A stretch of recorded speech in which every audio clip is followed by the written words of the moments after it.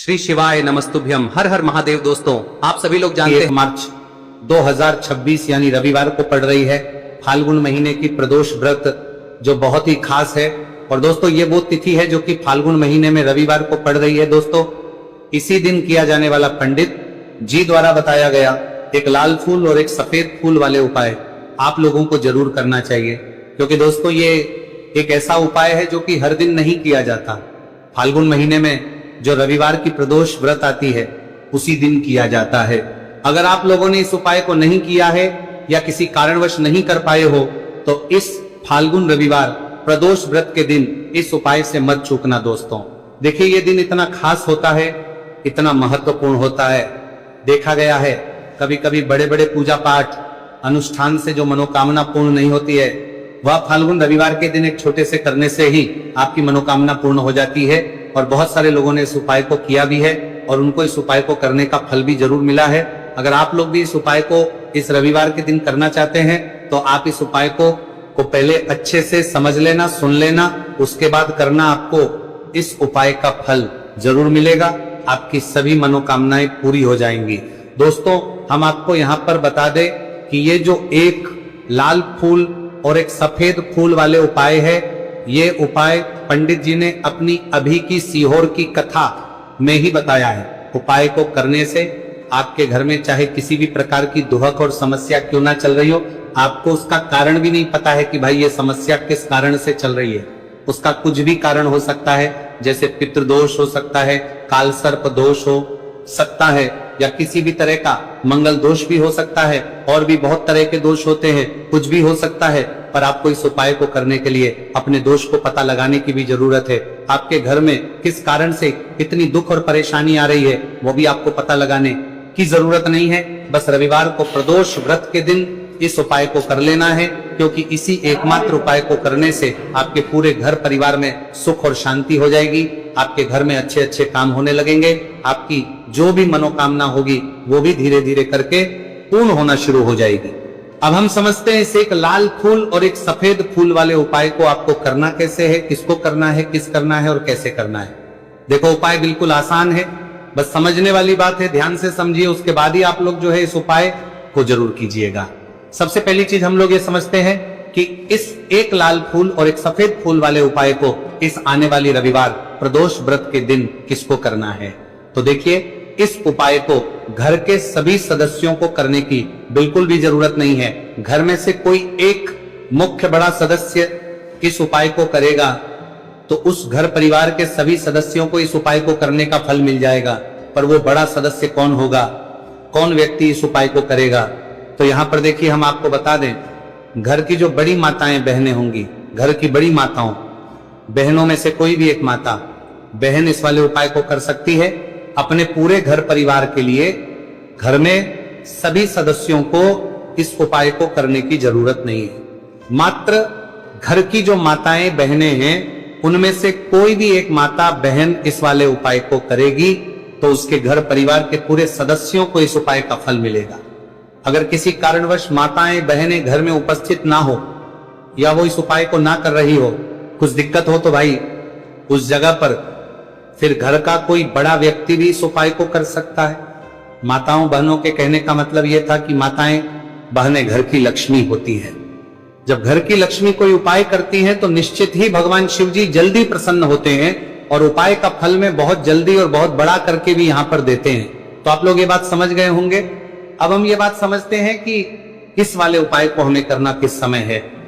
एक लाल फूल और एक सफेद फूल वाले उपाय को हमें प्रदोष व्रत के दिन करना की समय है। तो देखिए, इस उपाय को करने का जो समय है, सुबह का समय भी है और शाम का समय भी है। अब देखिए, यहां पर हम मुख्य रूप से सुबह का समय नहीं बोलेंगे, क्योंकि देखिए ये जो प्रदोष व्रत है, और आप सभी लोग जानते हैं रविवार प्रदोष व्रत के दिन का प्रदोष काल का मतलब शाम का जो समय होता है ना, इस दिन भगवान शिव जी का सबसे प्रिय दिन होता है। तो आप लोग इसे एक लाल फूल एक सफेद फूल वाले उपाय को सुबह के समय भी कर सकते हो और शाम के समय प्रदोष काल में भी कर सकते हो। सुबह के समय अगर कर रहे हो तो 10 या फिर 11 बजे तक भी अगर उपाय करोगे तो भी आपको उपाय का फल मिलेगा। वही अगर शाम के समय कर रहे हो तो इस दिन जरूर शाम के समय का ध्यान रखना कि शाम के 6 बजे से लेकर 7 बजे के बीच में अगर आप इस उपाय को कर सकते हो तो बिल्कुल कर लेना। पूरी कोशिश करना। पर अगर किसी कारणवश इस समय के बीच में ना कर पाओ तो रात 8 बजे तक भी अगर आप उपाय को करोगे तो आपको उपाय का फल जरूर मिलेगा। ये बात आपको समझ आ गई कि आप इस उपाय को सुबह और शाम दोनों समय कर सकते हो। मतलब करना आपको एक ही समय है, घर में से किसी एक ही बड़े व्यक्ति को करना है, एक ही बार इस उपाय को करना है, दोनों समय नहीं करना है। आपको जो समय अच्छा लगे आप उस समय पर इस वाले उपाय को कर सकते हैं। तो चलिए जानते हैं इन विशेष उपायों के बारे में। लेकिन उससे पहले जो भी मेरे भाई मेरी प्यारी बहनें आज चैनल पर पहली बार आए हैं या मेरी आवाज आज पहली बार सुन रहे हैं, अगर आप भी महादेव के सच्चे भक्त हैं तो वीडियो को लाइक और चैनल को सब्सक्राइब जरूर कर लें और कमेंट बॉक्स में लिखें हर हर महादेव देखो। अब सबसे पहली बात आती है कि इस उपाय को हमें करना किस लिए है। जैसा कि हमने अभी आपसे बोला कि इस उपाय को करने के बाद आपके जीवन में बहुत सारी खुशियां आएंगी, आपकी मनोकामनाएं पूर्ण होंगी, आपकी धन की समस्या दूर होगी, आपकी पैसों की समस्या दूर होगी। अब देखिए, अगर आप लोग सोच रहे हो कि भाई हमें अपना घर बनाना है पर घर बनाने के लिए पैसा नहीं है, हमें गाड़ी लेना है पर गाड़ी लेने के लिए पैसा नहीं है, हमें जमीन लेना है पर जमीन के लिए पैसों की कमी पड़ रही है, अगर ऐसी ही दिक्कत परेशानी या किसी भी तरह की धन से जुड़ी हुई समस्या या पैसों से जुड़ी हुई समस्या अगर आपके जीवन में चल रही है तो ये उपाय निश्चित ही आपके जीवन में बहुत सारे फल ला कर दे सकता है। इसीलिए अगर आपके घर में बहुत ज्यादा दिक्कत समस्या परेशानी चल रही है, धन से जुड़ी हुई, पैसों से जुड़ी हुई, धन की बहुत ज्यादा कमी आ रही है, पैसों की आवक नहीं हो रही है, तो भाई आप लोगों को इस वाले उपाय को जरूर करना चाहिए। घर में से किसी एक भी बम्मे व्यक्ति को। अब इस उपाय में करना क्या है वो सबसे पहले हम लोग जान लेते हैं। उपाय की सामग्री हम लोग सबसे पहले जानते हैं कि इस उपाय में किस किस चीज की आवश्यकता पड़ेगी। तो देखिए, उपाय का नाम तो एक लाल फूल और एक सफेद फूल वाला उपाय है, पर इस उपाय में कुल मिलाकर 4 सामग्री हमें लगने वाली, जो कि पंडित जी ने खुद सीहोर वाली कथा में बताया है। और जो हम आपको उपाय बताते हैं वो पंडित जी द्वारा बताए गए होते हैं, अलग से हम कुछ भी नहीं बताते। तो यहाँ पर हम लोग समझते हैं कि इस उपाय की सामग्री क्या है। तो देखो, उपाय की जो सामग्री है वो 4 सामग्री है, जिसमें से सबसे पहली सामग्री है एक बेलपत्र। देखो, बेलपत्र क्या होती है? बेलपत्र जो शिव की शिवलिंग पर चढ़ती है। दूसरी चीज है एक शमी पत्र, शमी पर शिवलिंग पर ही चढ़ता है। तीसरी चीज है दोस्तों एक लाल फूल, उपाय का नाम है। तो एक यहाँ पर आपको लाल फूल लेना है। अब ये लाल फूल कौन सा लेना है? देखो, शिवलिंग के ऊपर जो लाल फूल चढ़ता हो उनमें से कोई भी एक लाल फूल पसंद कर लेना और वो कहीं से तोड़कर या कहीं से खरीद कर लेकर आना और उस लाल फूल को उपाय में प्रयोग कर लेना। उसके बाद में एक सफेद फूल, सफेद फूल का विशेष रूप से ध्यान रखना। जो सफेद फूल शिवलिंग पर चढ़ता हो सिर्फ वही सफेद फूल लेकर आना, इसके अलावा कुछ मत लेकर आना, लेकिन केतकी का मत लेना। तो एक एक मात्रा में ही आपको ये चारों सामग्री चाहिए, एक बेलपत्र, एक शमी पत्र, एक लाल फूल और एक सफेद फूल। ये चारों सामग्री आप लोग तैयार करके रख लें। प्रदोष काल में या सुबह के समय जब भी आप इस उपाय को कर रहे हैं, जैसे ही आपके उपाय की सामग्री तैयार हो जाती है तो क्या हम सीधा उपाय को करने के लिए इन चारों सामग्री को उपाय करने के लिए जा सकते हैं? नहीं, तो यहाँ पर आपको इस बात का ध्यान रखना है कि हम भगवान शिव जी को प्रसन्न करने के लिए तो जा रहे हैं, हम अपनी मनोकामना को पूर्ण करवाने के लिए तो जा रहे हैं, पर हमें यह दर्शाना बिल्कुल भी नहीं है कि हम सिर्फ अपने फायदे के लिए भगवान शिव जी के मंदिर में आए हैं। इसीलिए हम इस उपाय को करने के साथ साथ में भगवान शिव जी की पूजन अर्चना के लिए कुछ सामग्री भी जरूर लेकर जाएंगे।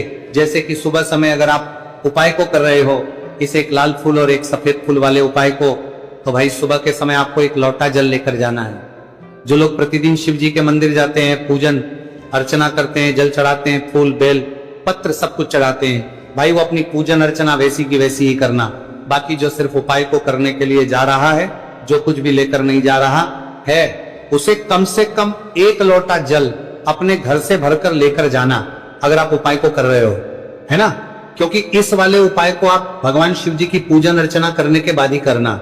वहीं अगर बात करें शाम के समय की, अगर कोई व्यक्ति शाम के समय प्रदोष काल में इस वाले उपाय को कर रहा है तो भाई आपको मात्र 1 घी का दीपक तैयार करना है।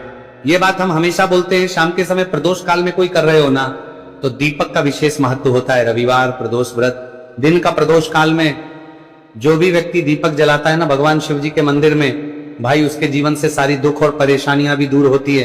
तो भाई इस दिन दीपक का विशेष रूप से ध्यान रखना आप लोग। अगर आप इस उपाय को शाम के समय प्रदोष काल में कर रहे हो, है ना, ये जो दीपक आप लोगे ये आटे का लोगे, जो आटा आप गूंद दोगे उसके अंदर कुछ भी मत डालना, मात्र सादा आटा लगाकर उसे तैयार कर लेना और एक मीडियम साइज का दीपक तैयार कर लेना। दीपक ना ज्यादा छोटा हो ना ज्यादा बड़ा हो, है ना।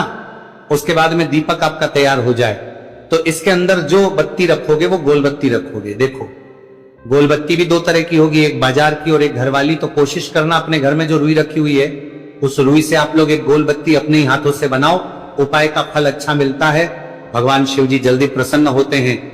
जब हम किसी भी उपाय को अपने हाथों से परिश्रम करके तैयार करते हैं तो आपको उस दीपक के अंदर एक गोल बत्ती रख देनी है। इसके अंदर जो चीज आप लोग डालोगे वो डालोगे शुद्ध देसी गाय का घी।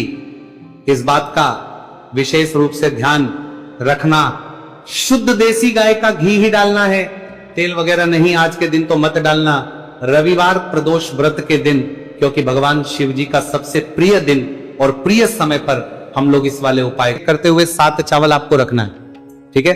7 चावल आपने ऊपर वाली पत्ती पर रख दिए, या देखो एक प्लेट ले जाना तो प्लेट के ऊपर आप बेलपत्र रख देना, फिर टिक्की लगा देना, फिर उसके बाद आप ये 7 चावल के दाने रख देना, ठीक है। अब आपको क्या करना है, जहां पर आप नंदी जी के वहां पर बैठे हो तो नंदी के कान में आपको आपकी जो भी इच्छा है, जो आप चाहते हैं कि महादेव परिपूर्ण करें, और नंदी जी के कहने पर महादेव आपकी मनोकामना निश्चित तौर पर परिपूर्ण करेंगे। तो आपको क्या करना है, नंदी जी को कान में आपको बोल देना है जो भी आपके दुहक तकलीफ है, जो भी आपके कष्ट है वो सब दूर हो जाए, ऐसी आपको कामना करना है। और नंदी जी के कानों में आपको बोल देना है, जो भी आप चीज बोलेंगे वो नंदी जी भगवान शिव से विनय करके बोलेंगे, और नंदी जी की बात भगवान शिव नहीं टालते हैं। और इसीलिए जो भी इच्छा है, आपकी जो भी कामना है वो आपको विशेष बोलना है और उसके बाद आपको वहां से उठना है, ठीक है। नंदी जी को कान में मनोकामना बोल दी, फिर उठना, फिर उसके बाद भगवान शिव के वहां पर जाना, और ये जो बेलपत्र है, ये बेलपत्र चिकना वाला साइड जो है, और भगवान शिव के शिवलिंग के ऊपर इसे अर्पित कर देना है। अर्पित कैसे करोगे, जो बेलपत्र का जो चिकना वाला साइड है वो नीचे की साइड हो जाना चाहिए। अब से ही आप अर्पित करने जाओगे तो चावल के दाने तो गिर जाएंगे, यानी कि जैसे ही अर्पित करने जाओगे तो भगवान शिव के शिवलिंग के ऊपर चावल के दाने गिर जाएंगे, क्योंकि वह किसी से भी चिपके हुए नहीं है तो कोई तकलीफ नहीं है। वह जैसे आप अर्पित करोगे ना, भले चावल के दाने भगवान शिव के शिवलिंग पर गिर जाए वह कोई तकलीफ नहीं है। बस आपको ये जो बेलपत्र है ये आपको उल्टा अर्पित कर देना है, यानी कि जो पीला है भगवान शिव के शिवलिंग पर स्पर्श होना चाहिए, और इस प्रकार से आपको अर्पित कर देना है। डंडी का जो हिस्सा है जलाधारी की तरफ हो जाना चाहिए। बस इतना सा प्यारा सा उपाय एक बार करके देखिए, निश्चित तौर पर महादेव आपकी जो भी मनोरथ है, जो बाबा से आप कई दिनों से मांग रहे हैं, वह निश्चित तौर पर परिपूर्ण हो जाएगी। आ गई इतनी बात समझ में। देखिए अब हम बात करते हैं दूसरे उपाय की। देखिए ये उपाय जीवन ऊर्जा का है, रविवार का दिन है और प्रदोष व्रत है। अगर आपके जीवन में बहुत ज्यादा अंधकार है, अगर आपके घर के जो बच्चे हैं बहुत ज्यादा सोचते हैं, या आपके घर में कोई भी ऐसा व्यक्ति है बहुत ज्यादा सोचता है, डिप्रेशन में रहता है, तनाव उसको है, तो तनाव को मुक्त करने के लिए यह उपाय है। अगर उसके भाग्य में जीवन में तेज की प्राप्ति नहीं है, तेज यानी कि ऊर्जा नहीं है, उदासी रहती है, जीवन में आलस है, तो फिर उस व्यक्ति को यह उपाय करना चाहिए। कोई काम करता भी है तो उसमें सफल नहीं हो पा रहा है, तो विशेष ये उपाय उसी व्यक्ति को करना है। देखो इस उपाय के लिए आपको क्या क्या सामग्री लेना होगी। सबसे पहले तांबे का एक पात्र लेना, उसके अंदर घर से आपको जल भरना है। अब इसी जल के अंदर आपको लाल चंदन डालना है, 1 चुटकी डालें, थोड़ा ज्यादा डालें, जितना आपको डालना है आप डालें। लाल चंदन जो होता है वो तेज की वृद्धि करता है।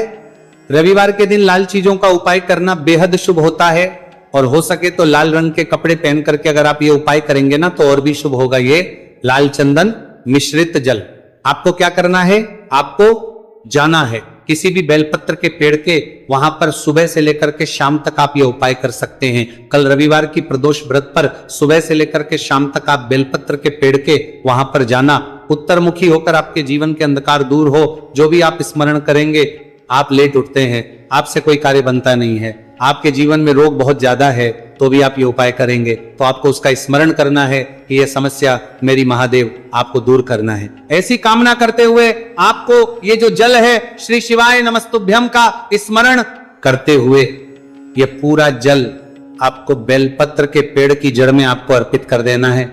बहुत ही आसान उपाय है और ये उपाय हर कोई कर सकता है, तो ये मौका आपको गंवाना बिल्कुल भी नहीं है। ये हो गया दूसरा उपाय। अब हम बात करते हैं अंतिम उपाय की, तीसरे उपाय की।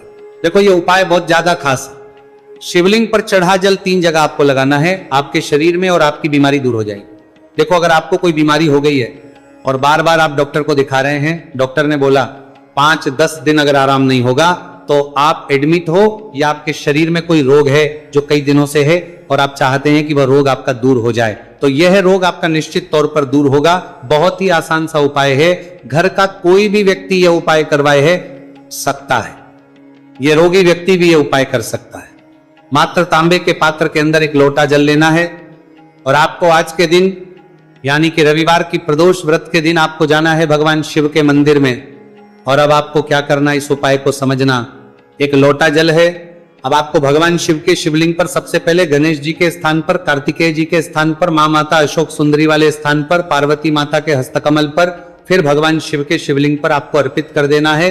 जैसे ही जल जलाधारी के वहां पर आएगा ना, वह जल आपको झेल लेना है। ठीक है, जल झेल लिया आपने। अब आपको क्या करना है, महादेव से प्रार्थना करना है कि यह बीमारी दूर करने के लिए मैं मेरे घर पर लेकर के जा रहा हूं इस व्यक्ति को। यह व्यक्ति जो है यह बीमार है, इसकी जो परेशानी है ये आपको दूर करनी है। ऐसी कामना करते हुए आपको घर पर लेकर के आ जाना है। जो भी व्यक्ति बीमार है वह खुद स्वयं उस जल को छुए और उसे 3 जगह लगाना है। एक सबसे पहला नाभि पर लगाना है, शिवलिंग पर जड़ जल। फिर दूसरा जो है मस्तक सिर पर, जहां पर हम तिलक करते हैं ना बीचों बीच में, यहां पर आपको जल लगाना है। और तीसरा जो है सिर पर आपको जल लगाना है। देखो यहां पर एक चीज समझना, जब नाभि पर आप मणिपुर चक्र में आप जल लगाएंगे, थोड़ा सा जल वहां पर लगाना। फिर उसके बाद जब दूसरा आज्ञा चक्र में आप जब जल लगाओगे ना, तो 3 त्रिकोण में दूर होना शुरू हो जाएगी। ये उपाय आप रविवार के दिन कर रहे हो ना, ज्यादा जल लेकर के आना, ताकि आप सोमवार, मंगलवार, बुधवार, गुरुवार, शुक्रवार तक आप ये जल का कर सको। ठीक है, लगातार 5 दिन आपको लगाना है। आपके शरीर में निश्चित तौर पर आराम आपको मिलेगा। तो दोस्तों